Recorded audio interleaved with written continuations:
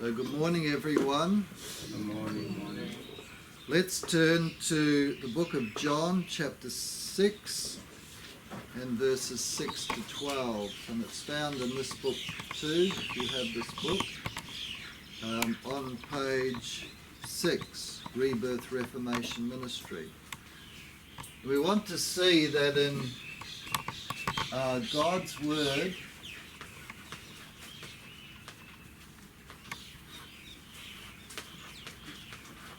words can have a different meaning when they indicate God's character. So we won't put it all up there initially, but let's go to John 14, 6 to 12. And here Jesus says, I am the way, the truth and the life. No man comes to the Father but by me. If you had known me, you should have known my Father also, and from henceforth you know him and have seen him. Philip saith unto him, Lord, show us the Father, and it sufficeth us. Jesus said unto him, Have I been so long time with you, and yet thou hast not known me, Philip? He that hath seen me hath seen the Father. And how sayest thou then, Show us the Father? Believe thou not that I am in the Father, and the Father in me? The words that I speak unto you, I speak not of myself, but the Father that dwells in me, he doeth the works. Believe me that I am in the Father, and the Father in me, or else believe me for the very work's sake. So here we have a line of thought where Jesus is saying, in essence, if you want to understand my Father, look at my character. So Jesus is saying that Jesus is the true representative of the Father.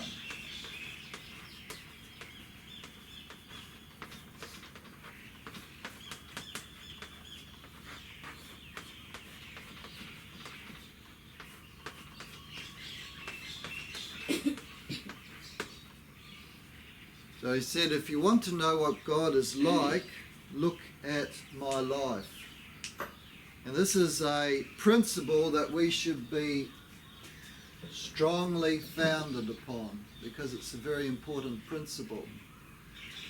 Because when we come to the Old Testament and read the stories of the Old Testament, it seems that the character of God the Father is different to the character of Christ. In the New Testament we see Jesus healing, we see Jesus doing, casting out demons, doing many wonderful works. And he cared for the sinner, he cared for the children, the sick and everything.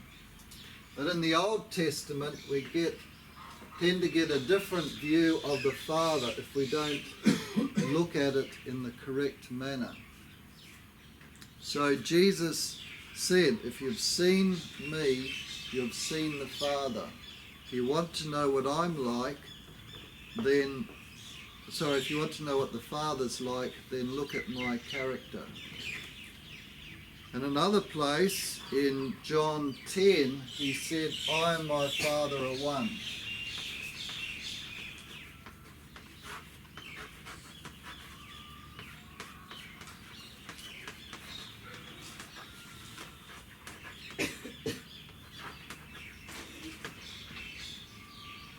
John 10:10, I think it is. So we would like to read this quote from Desire of Ages, page 22, paragraph 1, found on page 7 of this book. The earth was dark through misapprehension of God, that the gloomy shadows might be lightened, that the world might be brought back to God. Satan's deceptive power was to be broken. This could not be done by force. The exercise of force is contrary to the principles of God's government. He desires only the service of love, and love cannot be commanded. It cannot be won by force or authority. Only by love is love awakened. To know God is to love him. His character must be manifested in contrast to the character of Satan. This work only one being in all the universe could do. Only he who knew the height and depth of the love of God could make it known. Upon the world's dark night, the Son of Righteousness must arise with healing in his wings.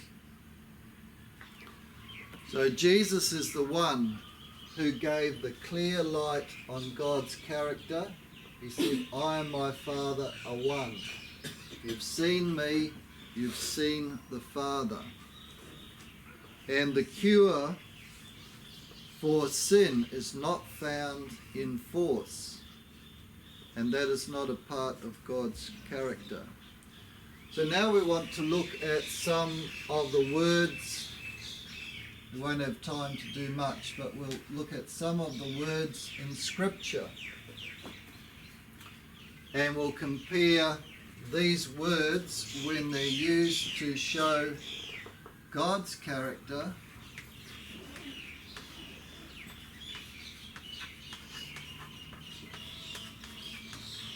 versus man's character.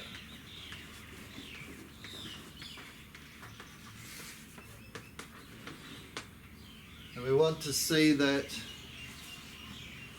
when they're used to show man's character, they have a different meaning to where they show God's character.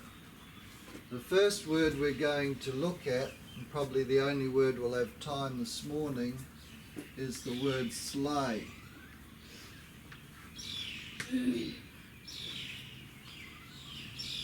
When we read in the newspaper that a man was slain by someone or killed by someone, we have a definite view of what happened, don't we? Someone got a knife or some instrument and put another man to death. That is our understanding of slay. When people go to war, what is their object? To slay the other group or people, the other nation, the other ethnic group, whatever it is. And so when we read in the newspapers, someone slayed someone, then we know what that's talking about. But when it comes to God's character, the word slay, we will find, has a different meaning. Let's go to 1 Chronicles, I think it is, chapter 10.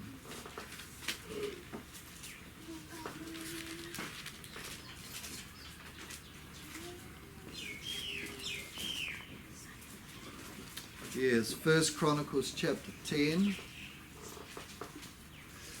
And here is a very interesting story. This is the story of King Saul. And King Saul, when he was first called, he showed some very wonderful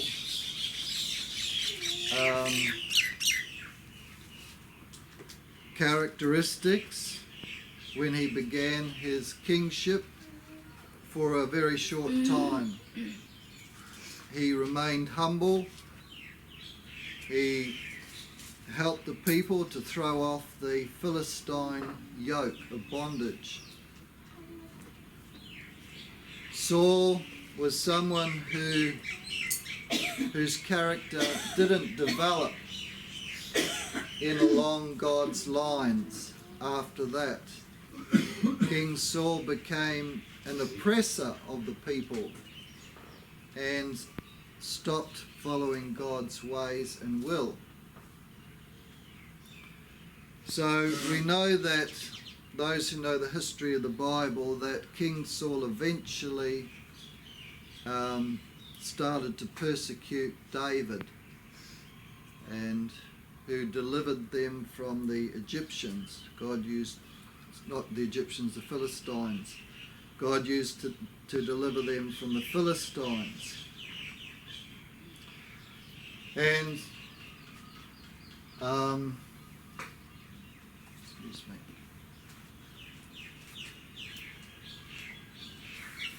And eventually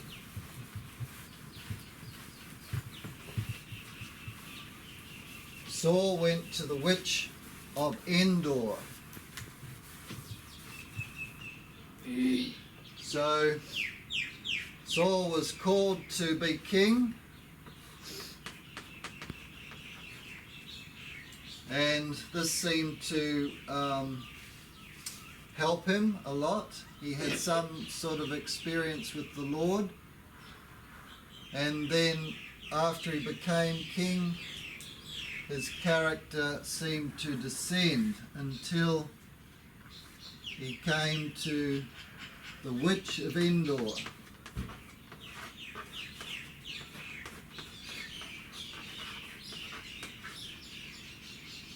To ask her help in this battle that was coming up with the Philistines.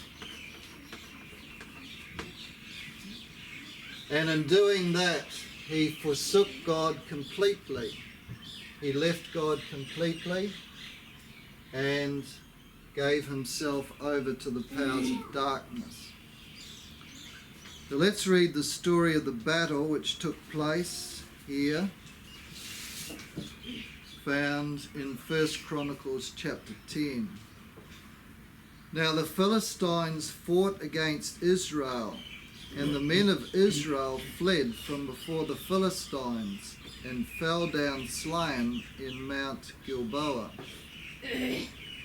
And the Philistines followed hard after Saul and after his sons, and the Philistines slew Jonathan and Abinadab and Malchishua, the sons of Saul. So they slew them.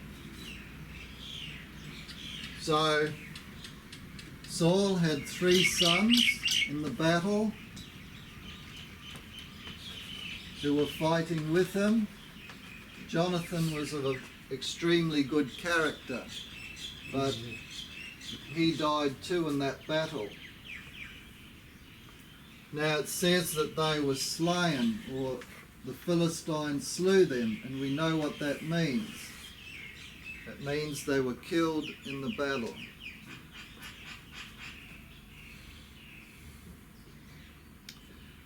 And the battle went sore against Saul, and the archers hit him, and he was wounded of the archers. Then said Saul to his armour-bearer, "Draw thy sword and thrust me through therewith, lest these uncircumcised come and abuse me." But his armour-bearer would not, for he was sore afraid. So Saul took his sword and fell upon it. So that's what happened. How did Saul die?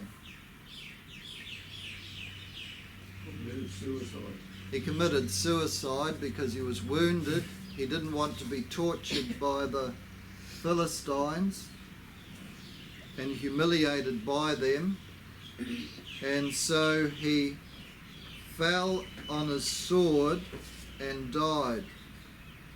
Fell on his own sword. So Saul died, and his 3 sons and all his house died together. And when all the men of Israel that were in the valley saw that they fled, and that Saul and his sons were dead, Then they forsook their cities and fled, and the Philistines came and dwelt in them. And it came to pass on the morrow, when the Philistines came to strip the slain, that they found Saul and his sons fallen in Mount Gilboa. And when they had stripped him, they took his head and his armour, and sent into the land of the Philistines round about to carry tidings unto their idols and to the people. And they put his armour in the house of their gods, and fastened his head in the temple of Dagon. Very gruesome.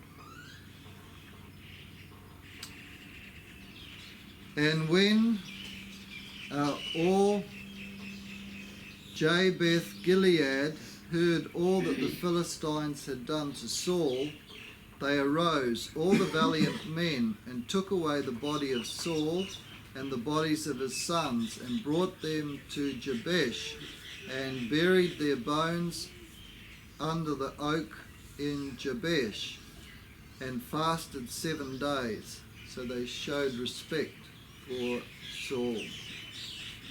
So Saul died for his transgressions, which he committed against the Lord,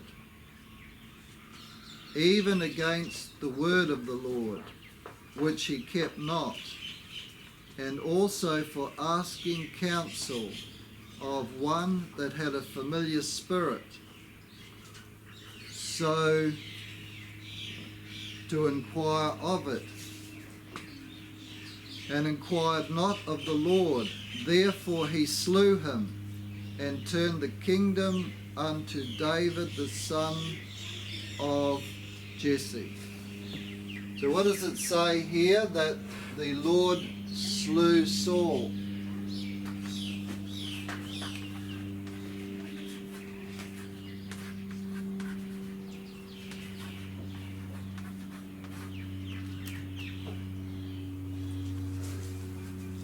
But how did Saul die, in actual fact? He fell on his own sword. So in the scriptures, God is taking some sort of responsibility for the death of Saul.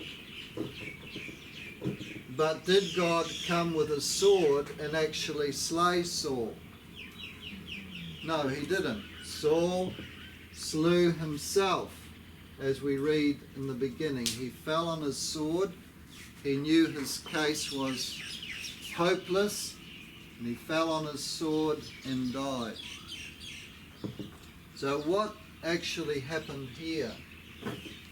That's what we want to understand. And why does God take some kind of responsibility in this event? Well, God called the king, King Saul, to the throne. And King Saul obeyed in the beginning, but he went down a track of selfishness.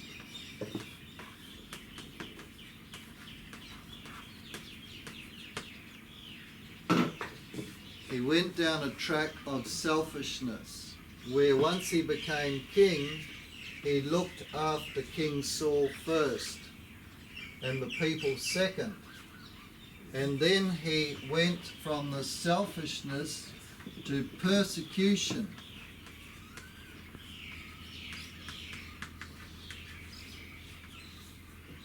Of certain people in the kingdom, particularly David.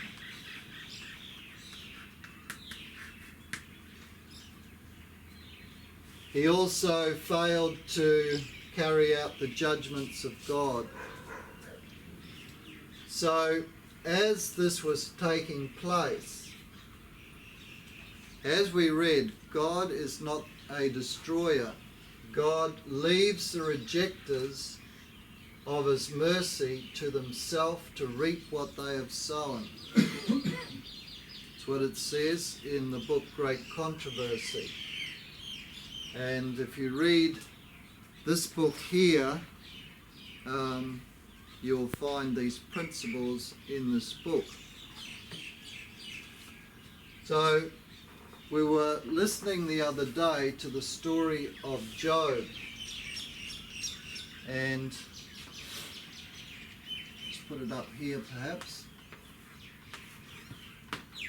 And we saw that Job had a hedge of protection from the Lord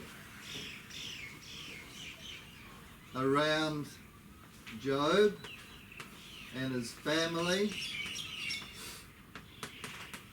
and his goods. And Satan says, if you remove that hedge of protection, Job will curse you to your face. So God knew that Job would stand the test, and God needed someone to demonstrate his character at that time. And Job was a volunteer, even though he didn't consciously volunteer. He was willing, a person who was willing. And it says that Satan says, put forth your hand. Now, my understanding of putting forth of the hand is more that God put forth his hand and took away this hedge of protection. But however it happens,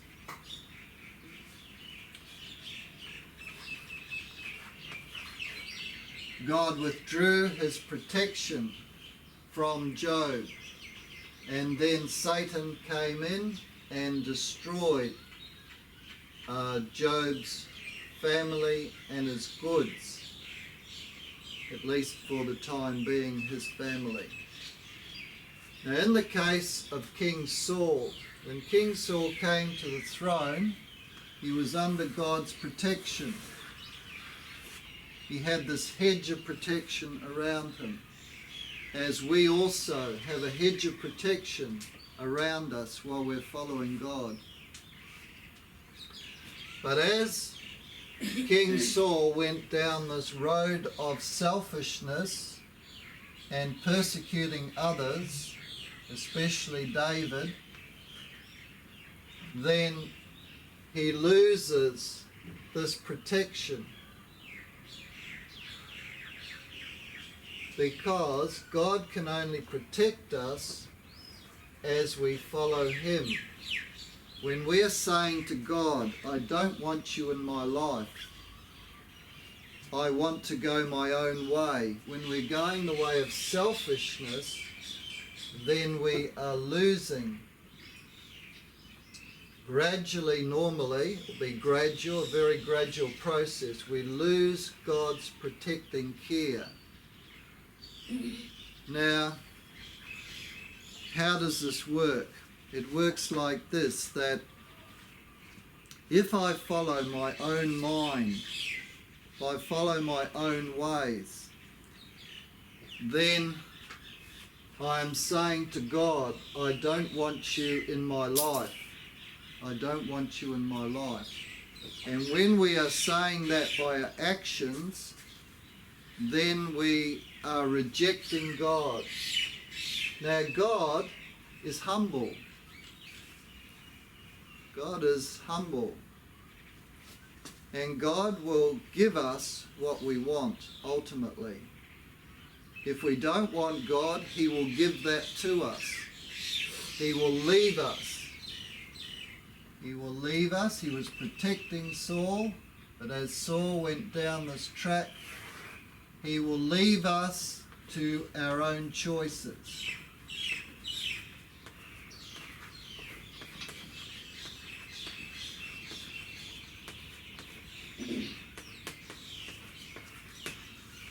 But God didn't just have Saul to consider, he had the people of Israel, and so he anointed David to be the king in Saul's place once Saul reached a certain point of rejection of God. God had to consider his kingdom, the Israelites, and so just as King Saul lost God's protection, David had God's protection. David should have died on several occasions, but he was specifically protected by God. So Saul was moving away from God. Eventually he came to the point where he made a final choice when he went to a medium of Satan. Satan's special tool, a hidden witch around Israel. And when he did that, he crossed the final line. He crossed the final line. His probation closed. You realise we're all on probation on this earth. We're all making choices.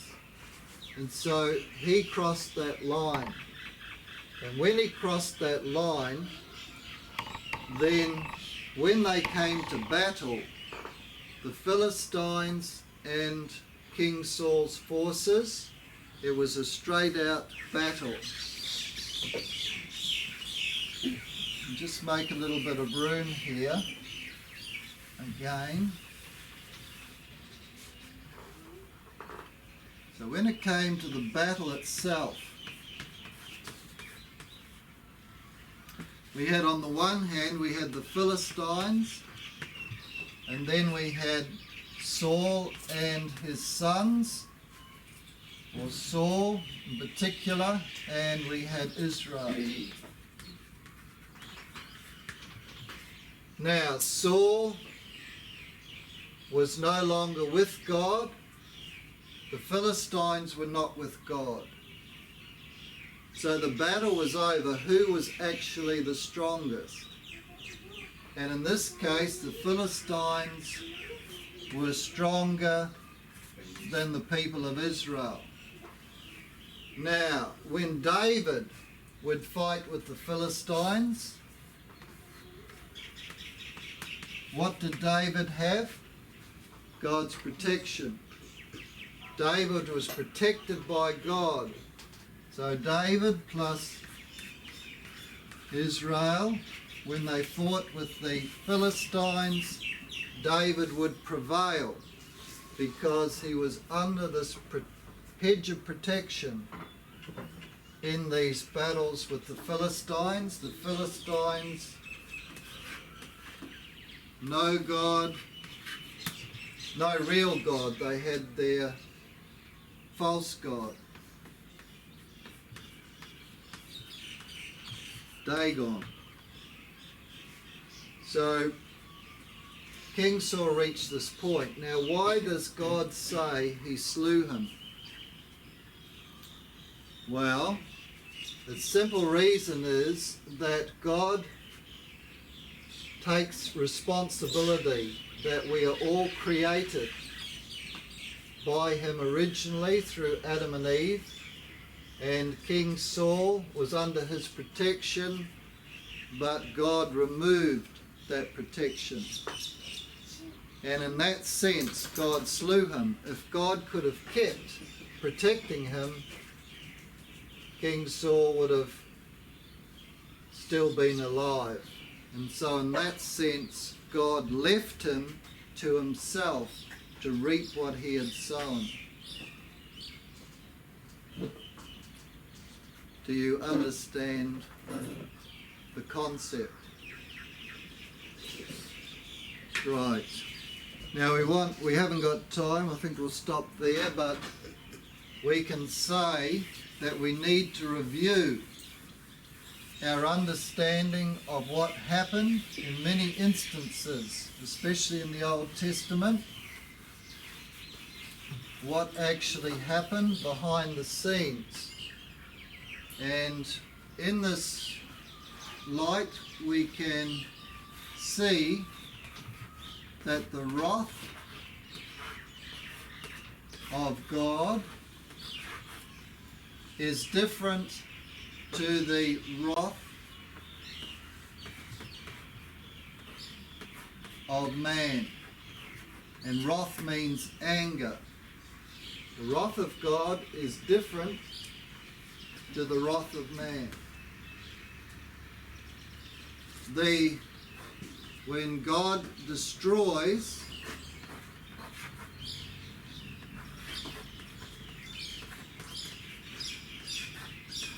is different to man destroys.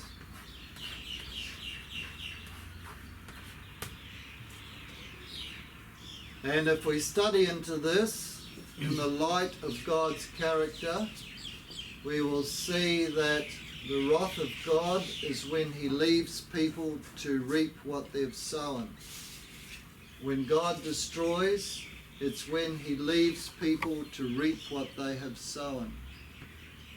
And it's a different understanding of God to what most people have. Because, is there any unrighteousness with God? No. God keeps his own law.